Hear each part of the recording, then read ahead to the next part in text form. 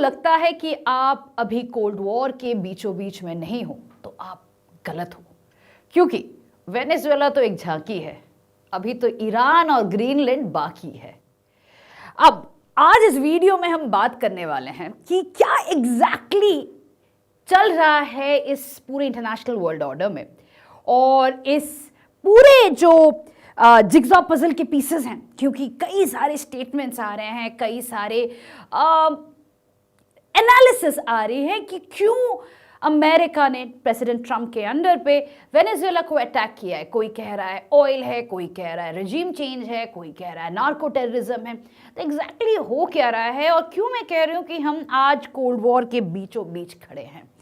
चलिए, सबसे पहले तो इसके लिए समझना पड़ेगा कि वेनेजुएला में अटैक क्यों किया गया। तो इसके बारे में आई एम अज्यूमिंग आप सभी को पता ही होगा, काफी डिटेल में पता होगा, but let me come down to the few major words that have been used.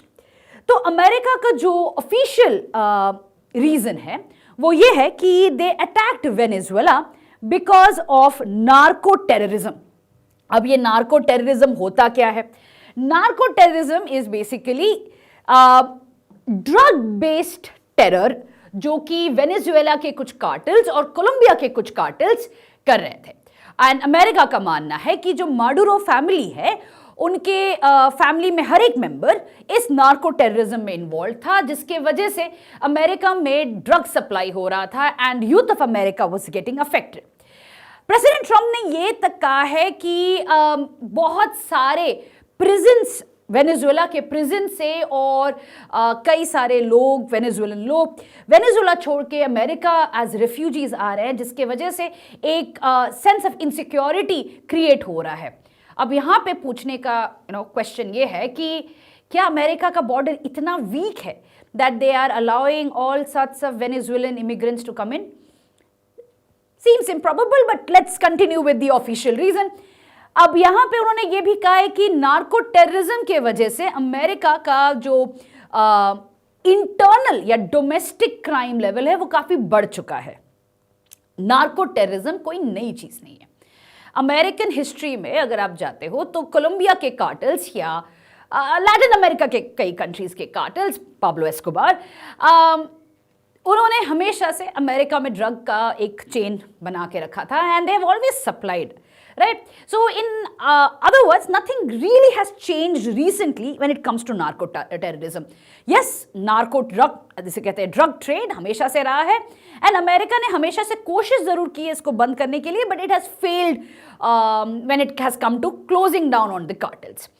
अब ये कहानी जो है, ये जो ऑफिशियल कहानी है, उसके पीछे दो और शब्द बोले गए हैं, और ये जो शब्द हैं ये डोनाल्ड ट्रंप ने अपने ट्रुथ, जो उनका सोशल मीडिया हैंडल है, वहां पे उन्होंने बताया है। एक उन्होंने बोला है कि भाई रेजीम चेंज, ये वर्ड बहुत इंपॉर्टेंट है, रेजीम चेंज के वजह से ये करना बड़ा जरूरी था, क्योंकि लास्ट एक डिकेड से ज्यादा ये leftist government, that is by Maduro, they were controlling the oil reserves in a very very bad way, जिसके वजह से global oil market was suffering and ये leftist politics was suppressing human rights, suppressing people's rights, civil rights, liberties and all of this. इसीलिए change of regime होना बहुत जरूरी था।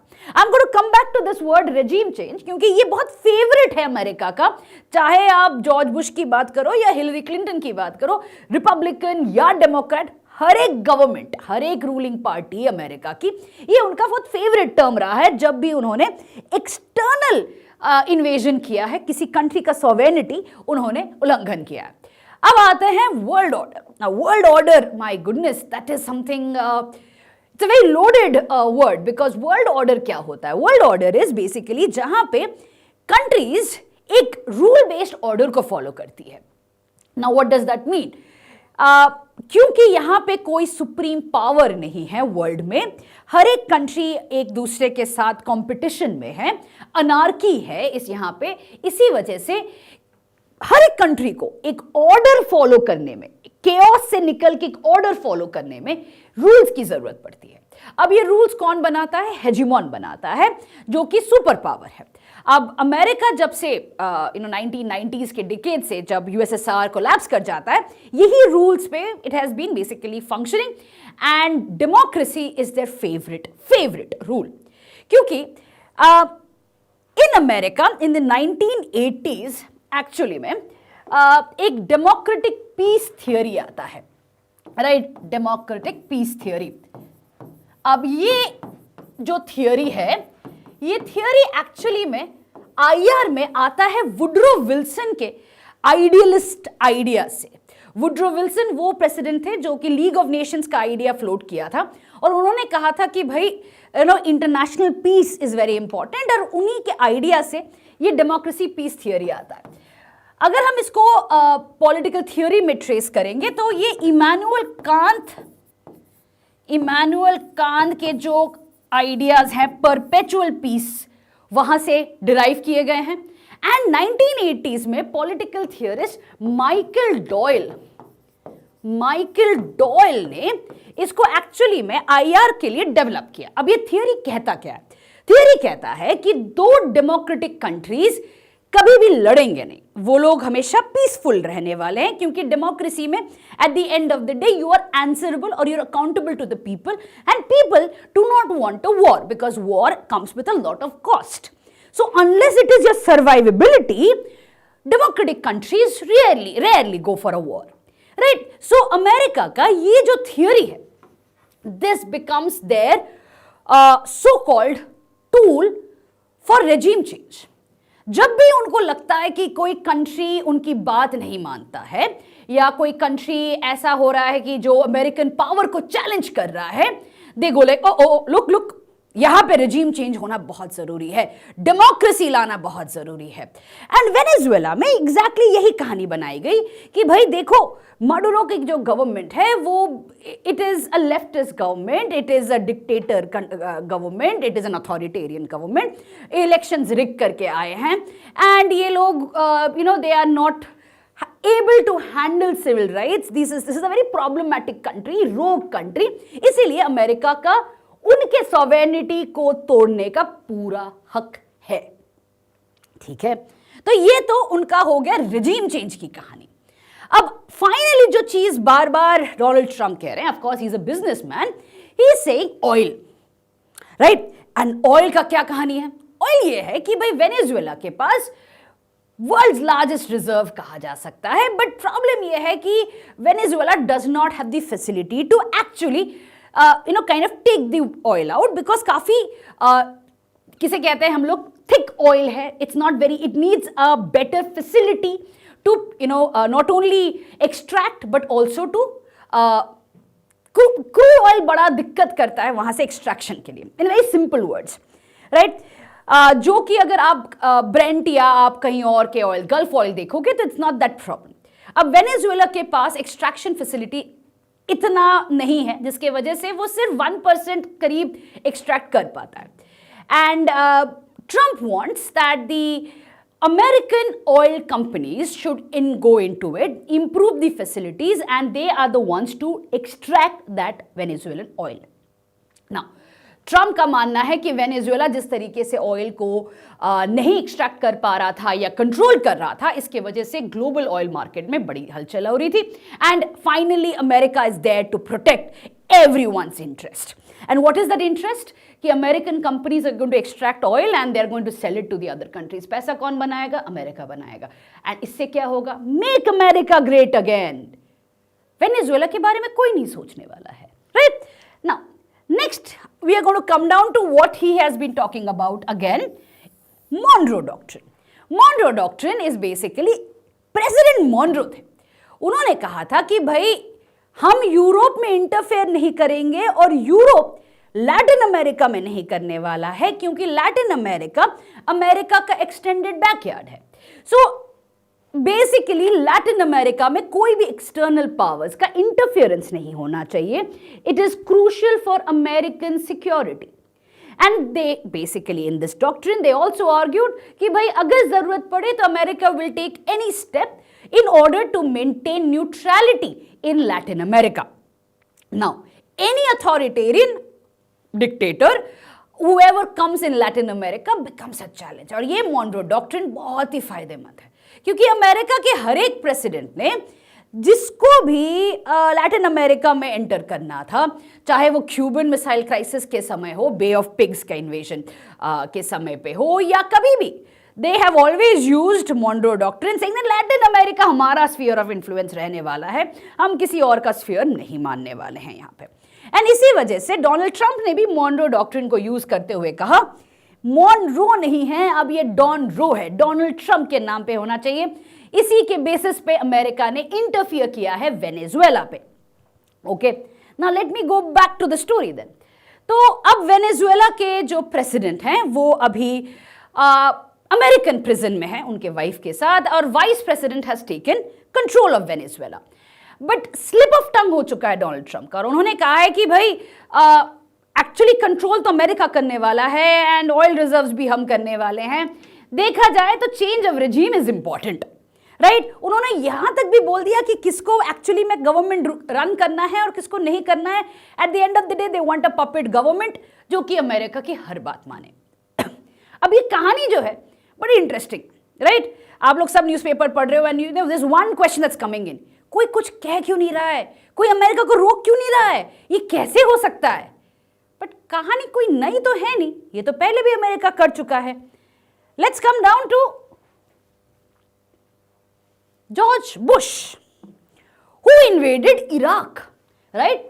Iraq में उस समय पे सद्दाम हुसैन थे, and Saddam Hussein was an outright America को ही used to ridicule America, actually oppose करते थे।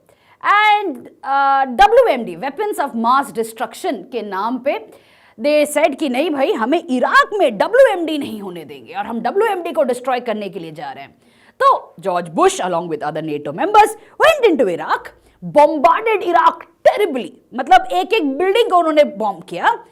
जब WMD नहीं मिला, ऑब्वियसली नहीं मिला, तब क्या किया, सद्दाम हुसैन को पकड़ के एक मतलब फार्सिकल ट्रायल था, राइट। उसके बाद उनको हैंग कर दिया गया। So the entire thing then change, WMD नहीं, चेंज ऑफ रेजिम। और तब से लेके आज तक इराक में एक स्टेबल गवर्नमेंट नहीं आई है, हमेशा कोई ना कोई पपेट गवर्नमेंट आया है। और पपेट गवर्नमेंट किसकी बात मानने वाला है, अमेरिका का। एंड इराक के पास क्या है, ऑयल। सो नई स्टोरी तो है ही नहीं। Let's come down to another story, Afghanistan. चलो यहां पे तो था global war on terror, Afghanistan के पास तो कोई ऐसे रिसोर्सेज भी नहीं थे। ढूंढने गए थे ओसामा बिन लादेन को, मिला पाकिस्तान में वो, बट अफगानिस्तान को पूरी तरीके से उन्होंने डिस्ट्रॉय कर दिया। कहा था कि तालिबान को हरा दिया है, but guess what, who is back in power in Afghanistan, Taliban. So the script has not changed, whether it is Iraq, whether it is Afghanistan, the script has not changed। But आप कहोगे कि भाई ये तो रिपब्लिकन पार्टी है, क्योंकि Donald Trump भी Republican Party है, जॉर्ज बुश भी रिपब्लिकन पार्टी है, तो उनका ये हमेशा से रहा है, not Democrats. Let me come down to Hillary Clinton. Hillary Clinton also took the decision of invading Libya. Libya में कौन था अथॉरिटेरियन लीडर, गद्दाफी। और Gaddafi is also known or was also known to be a strong opponent of America. But guess what? Libya के पास क्या है, oil. Guess what? अभी भी लिबिया में क्या चल रहा है, सिविल वॉर। तो regime change, human rights, democracy, oh, these are the words that America has used again and again to invade and sovereignty को, किसी कंट्री के sovereignty को हटा के they have always entered for what? For American interest and oil. अब कहानी आती है कि भाई ये अगर हो रहा है तो एग्जैक्टली कोल्ड वॉर के साथ क्या लिंक है। पहला जो कोल्ड वॉर था उसमें क्या आइडियोलॉजिकल वॉर था, कम्युनिज्म था, supported by USSR and its allies. दूसरा क्या था, कैपिटलिज्म था, supported by whom? Supported by US and the western European countries और द नेटो अलाइज। तो आइडियोलॉजिकल वॉर था कोल्ड वॉर। अभी क्या हो रहा है, अभी जो आइडियोलॉजिकल वॉर है वो democratic countries versus authoritarian countries है। डेमोक्रेसी को प्रोटेक्ट करने के लिए, उसको स्प्रेड करने के लिए अमेरिका किसी भी कंट्री में जाके इन्वेड कर रहा है। नाउ ये जो आइडियोलॉजिकल वॉर है, ऑफ कोर्स कंट्रीज के इंटरेस्ट को जरूर हाइड करता है, बट आइडियोलॉजी डेमोक्रेसी का प्रोटेक्शन है, क्योंकि डेमोक्रेसी से ही इंटरनेशनल पीस आएगा एज पर द थियोरी। दूसरी तरफ कौन है? Russia, China, Iran, Venezuela, north Korea. ये सब कंट्रीज क्या हैं? ये सारे कंट्रीज आपके अथॉरिटेरियन कंट्रीज हैं जो कि ये नहीं मानते हैं कि डेमोक्रेसी से ही पीस आने वाला है, जो चैलेंज करते हैं अमेरिकन हेजीमनी को। तो आज के दिन जो कोल्ड वॉर है, it's an ideological cold war between democracy and authoritarianism. And इसी डेमोक्रेसी एंड अथॉरिटेरियनिज्म के वॉर में हर एक जो स्फीयर्स हैं वो अपना स्फीयर ऑफ इन्फ्लुएंस बढ़ा रहा है। इसीलिए नॉर्थ कोरिया ने बस कुछ ही घंटे पहले कहा है कि भाई अगर ऐसा चलता रहा तो it is going to lead to a war because North Korea will not take it. And North Korea ने कहा है कि भाई मेरा दोस्त है वो, किम जोंग उन ने कहा है कि भाई इसको छोड़ो वरना we are also ready to go for a war. China ने भी सेम चीज कहा है, Russia is also indicated the same thing. In other words authoritarian countries have now decided कि इनफ इज इनफ, हम भी साथ में आएंगे। नेटो का जवाब देने के लिए it is high time they come together. So the story is developing in such a way that we are amidst the Cold War. And अब जो दो spheres हैं वो बहुत clearly दिखने लगा है, ideological division भी बहुत clearly दिखने लगा है। And इसी में what is the future is the next question. अब what is the future from American perspective? ये ट्वीट किया है डोनाल्ड ट्रंप के एड ने, Greenland soon with an American flag, और कहा है कि भाई वेनेजुएला के बाद ग्रीनलैंड हमारे लिए बहुत फायदा करने वाला है, राइट? बहुत इंपॉर्टेंट है आर्कटिक पॉलिसी के लिए, बहुत सारे रिसोर्सेज हैं, तो ग्रीनलैंड हमारा है। बेचारा वहां पे डेनमार्क इज लाइक भाई यूरोपियन यूनियन कुछ तो करो। दूसरी तरफ उन्होंने डोनाल्ड ट्रंप ने कहा है, कोलंबिया को बोला है कि भाई देख लो कुछ ज्यादा बोलोगे तो हम तुम्हारे पीछे भी आने वाले हैं, तो शांति से बैठे रहो। तो कोलंबिया को भी धमकी दे दिया है, वहां पे ईरान को धमकी दिया जा रहा है। तो अब जो भी अथॉरिटेरियन कंट्रीज है, जो भी कंट्री चाइना और रशिया को सपोर्ट करने वाला है, उनको क्लियर कट धमकी दिया जा रहा है। In the same line Donald Trump ने इंडिया को भी कहा है कि भाई स्टॉप परचेजिंग रशियन ऑयल, क्योंकि वरना हम टैरिफ लगा देंगे। It's the same narrative, tariff या थ्रेट, हार्ड पावर का यूज किए ही जा रहे हैं। और इसमें न्यूट्रल या स्ट्रैटेजिक ऑटोनॉमी फॉलो करना बहुत ही मुश्किल होने वाला है इंडिया के लिए, क्योंकि अब इंडिया के पास चॉइस एक ही है कि भाई क्या हम अपने इंटरेस्ट के बेसिस पे ऑयल खरीदते रहें, ताकि अगर हम अपने इंटरेस्ट के लिए ऑयल खरीद रहे हैं, ये समझना जरूरी है क्योंकि अमेरिका हम पे टैरिफ लगाएगा, और अगर हमने नहीं लिया तो रशिया के साथ दिक्कत हो जाएगी। सो इस पूरे सिचुएशन में नॉन अलाइनमेंट या स्ट्रैटेजिक ऑटोनॉमी बहुत ही मुश्किल होने वाला है आगे कुछ महीनों में। But cold war is on and we should realize that it is not the time for peace, it is not the era for dialogue any more. Thank you.